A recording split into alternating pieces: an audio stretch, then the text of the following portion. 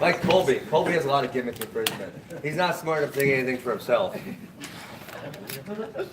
What's up? Hey, man. Bet that you see Sajara Eubanks on the way into the press. I watched like the first minute and then I went upstairs, so I did not see her fight. No. How you feeling, man? You seem like you're on cloud nine, man. I'm great. Yeah, obviously I didn't think the opportunity would ever present itself to me. We had the free agency period in 2013.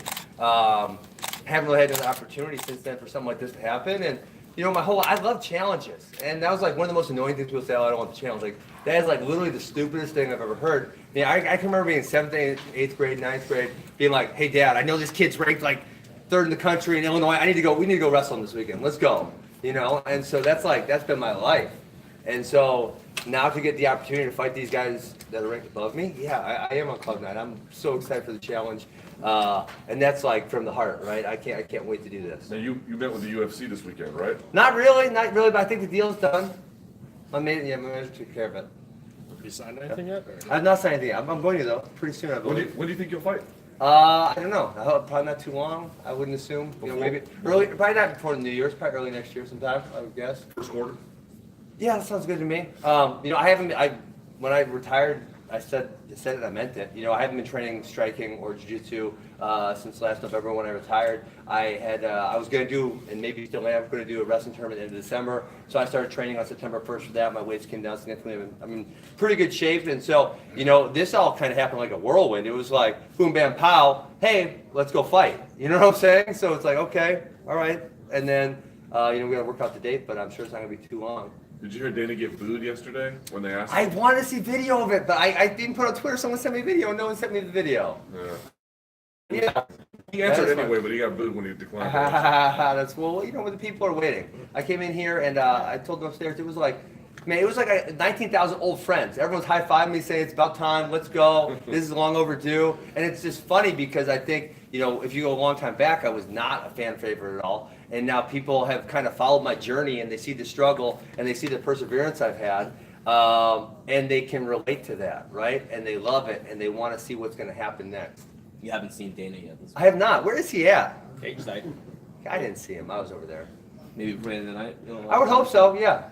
Yeah, I mean, listen, I don't hold grudges, so I'm open to clear anything that we had in the past. Obviously, I'm fighting here, and if he doesn't want to be friends and I can make him some money and he can give me some good fights, then we can be mutually beneficial to each other. Are you still blocked? Let me check. We'll go live checking. All right, I can take next question while I'm checking. I'm a good multitasker. Do you think those boos yesterday were more about him not addressing you, or about them, moving to meet your shots? Still blocked. No, why would you? I mean, DJ wanted to go, right? I mean, this kind of all started snowballing at his request. He wanted to go, so that was kind of what made it all start. So, I don't think if any fan has been actually following this, I don't think they feel that way. I think it's because, hey, listen, the news broke last Thursday, Friday, sometime like not 2 days ago, but like 8 days ago or 9 days ago, and it's like I put this on Twitter. It's like. I got that girlfriend, and all my friends know about her, but I'm still a little embarrassed. I won't say yeah, that's my girlfriend. That's kind of what it's like. Like everybody knows. Everybody knows. What are they waiting on? I don't know what they're waiting on. It's ridiculous. You've narrowed your list down to potential opponents.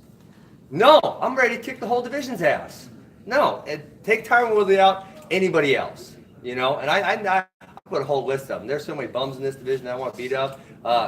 Colby would be number one on my list. He's probably going to fight Tyron, so I can't. He's very, very. Oh man, I was talking about gimmick. I don't know if you guys got that on camera. I was talking about gimmick infringement. He just takes the lowest common denominator of everything, and he does that because he can't think of any of his own material. It's so pathetic. And then beyond that, he's not a very good fighter. His wrestling significantly inferior to mine.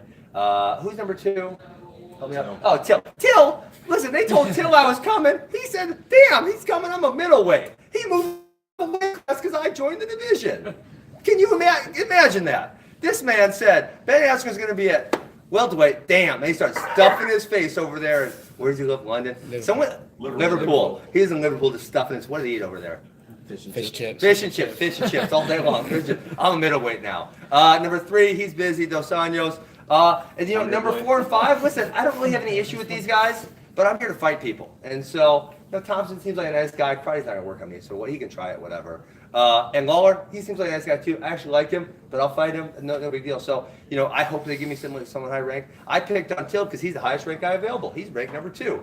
And we all know, obviously, my dream fight would be George, but George won't even answer Twitter, let alone get in a cage. So who knows what he's doing? What about the Diaz brothers? Oh, they're too high. I don't think they even realize what's going on right now. I think they smoke so much weed that they don't realize I'm calling them out.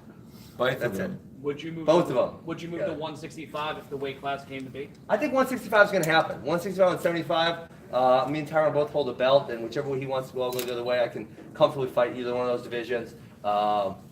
I think everyone wants it. I think it provides, from a business opportunity, right? Not from me as a fighter. If I'm looking at it from a business opportunity, you now have, and they're talking about doing away with the flyweights, but for the time being, you have an extra belt, right? And the other thing is it provides a lot of chances for super fight opportunities. I mean, how many times have we had a sitting champion at one of those weight classes, 55, 75, 70, or 85, go to fight another one? And I think the answer is 0. You guys can correct me if I'm wrong. I believe the answer is 0. And so I think if you change 55, 65, 75, 85, man, that's a lot easier to move around. And I just know for myself, like, I'm a 70 pounder. I can't make 50. I can't do it. I made 163 for the Olympics. I can't go lower than that. 185, I'm tiny up there, right? So I'm stuck. And that's a 30-pound gap. So it's not like that's a small gap. Now, if you go 65, 75, I can make both of those. And I think you'd have like a Calvin Gaston could probably make it 75 and 85. You got a Khabib could fight 55, 65, right?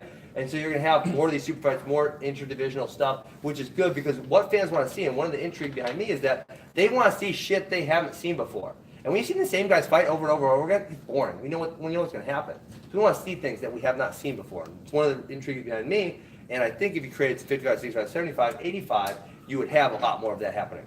When you retired, you said, I'm retiring. You were there, Jim. Yeah, I was. That was a good and trip. you We had said- so much fun. It was good. You retired with the caveat that you would only come back if you could prove you're the best in the world. Yes. So what is that kind of journey to proving you're the best in the world? Yeah, I'm hoping it's not going to take too long. I'm hoping, it's, obviously I'm not going to get tired as a champion, so we're going to fight. They're not going to give me Khabib. That would be fantastic if they did that, but I don't foresee that happening.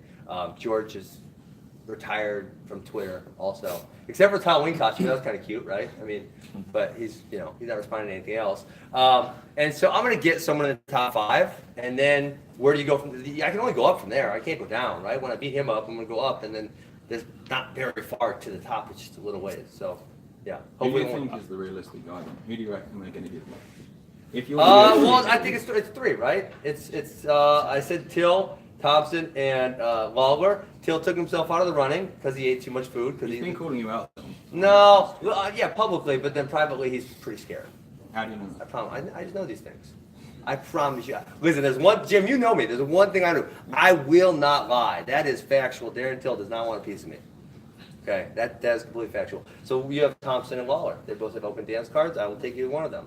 McGregor said he supports the 165 division and that he'd probably want to fight there at some point. Would you fight him at 165? Probably one of the few things we agree on. Listen, Conor has so much money. And, this dumb, I don't even know what his this was some other welterweight. He said, like, your style's, no, it doesn't scare anyone. Listen, yes, it does. The last thing someone who walks around a tough guy and fights in a cage for a living wants to do is be completely emasculated. And that's what I do to you. Listen, I hold you down for as long as I want. I punch you as many times as you want, and there's not an effing thing you can do about it. And that is so completely emasculating. That steals your manhood. That is a feeling that none of those guys ever want to feel in their life. And Conor has enough money where he would never risk that. How do you think the fight between you and Khabib would go if you do get matched up with him? That's going to be a blast. I hope it happens. I think I am Khabib, just a little better, a little bigger, a little funkier. That's it. I'm sorry. What do you think is different now with the UFC? Why do they want you now and they didn't want you a few years ago? Well, I don't even. Listen. I got my suspicions why they didn't want me a few years ago, but I don't have a realtor, so that's something you got to ask somebody else. A marketable fighter who I think I can speak pretty well. I mean, my English is fairly good. Who's 12-0, who's an Olympian, who's an NCAA champion. That seems like a no-brainer. Slam dunk, right? For some reason they passed. Again, I have my suspicions. I can't tell you. You got to ask other people that question. So I think what happened now was their hand was kind of forced. I mean, if you guys were following any kind of social media, Joe Rogan did a big part by having me on the show, and it's like, in snippets you can get a certain version of me. And when people very high up with a lot of push and a lot of followers are saying things that aren't true about me, you can get a certain version of me. When you get me talking for 2 hours, you realize this is like a normal, likable, hardworking guy. There's really not much to dislike about this guy. And that's what people saw. And people saw that side of me, and then there was just this push. And I think the second thing that compounds that is that I'm 18-0, right? That's a weird ending to the story, since I haven't fought anyone. You know, I'm ranked, 6 to 8? I haven't fought anyone above me. That's a weird ending to the story. People want the story to end, right? They don't want to, like, read halfway through the book, and then the rest of the book gets burned, like, I guess I'm done. They don't want that, right? They want to know what else happens. And so those two things compounded together made for this to happen. It was the people.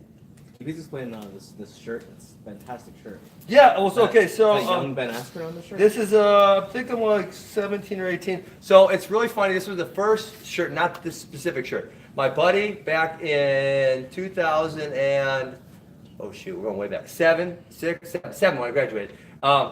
He came over the Sunday before NCAs, and he had he's hilarious, his name's Marcus. He had cut out my head, and he had freaking sponge stamped it onto a t-shirt. And he wore it, he made 5 minutes, but him and the buddies wore it to the NCAA championship. He had so many requests, we sold 1,000 of them that summer. For college kids, that's some decent change, you know? And then, so now there's been a few incarnations of it since then. And, you know, I got to represent, right? If UFC ain't going to give me press, Dana ain't going to give me press, I'm going to give myself. Is it a Rudis shirt? This is a Rudis shirt. Greatest brand in wrestling. That's all the work. Will we see this hairstyle grown out again? Oh, I'm too old and mature for this now. Come on, that's younger me. I couldn't do it again. Ben, what wrestling tournament were you planning on doing? I was going to do the Midland. And depending on my fight date, I'm still going to push to be able to do it. I love wrestling. I missed it. I haven't wrestled a folk style match since 2007. And the guy that who drank number 1 in the country was also going to be at that tournament. He's really, really good. And so I was kind of, interested to see how I was still fair. Because he's not only good for the collegiate level, he was the runner-up to make the world team. And then the guy who actually made the world team above him, he won the world championships in the United States. So he's really, really good. So I was looking forward to that. Depending on my fight date, I really hope I can still make it happen. My weights came way down. My wrestling's pretty on point right now, so we'll see. Ben, are you gonna be making more? Two more Are questions. you gonna be making more money with the UFC with this new contract than you were with one? Am I supposed to comment on that? Absolutely. Yeah, honestly. You said you never lie. I didn't say answer every question though. Yeah, I would say so. Lastly, just I guess what's the message to the rest of the welterweight division who are going to be watching this? I think I gave them the message like 40 times on Twitter, and these dum-dums are too stupid to respond. They're all scared. They're shaking their boots. It's been it's like one of those old cowboy movies, you know? And you got your guns drawn, and you got you a little pumped up. You want to walk into town, you're ready to start shooting everybody and fighting. You walk into town, and all of a sudden there's nobody there. You're like, whoa, whoa, whoa! Like 2 months ago, everyone out here was getting pretty lippy. Now I come to town, and I can't find anybody. That's what it's like. Step up. Thanks, guys. Yep, you guys got it. Send it to me. I would love that. You got it, buddy. Yeah.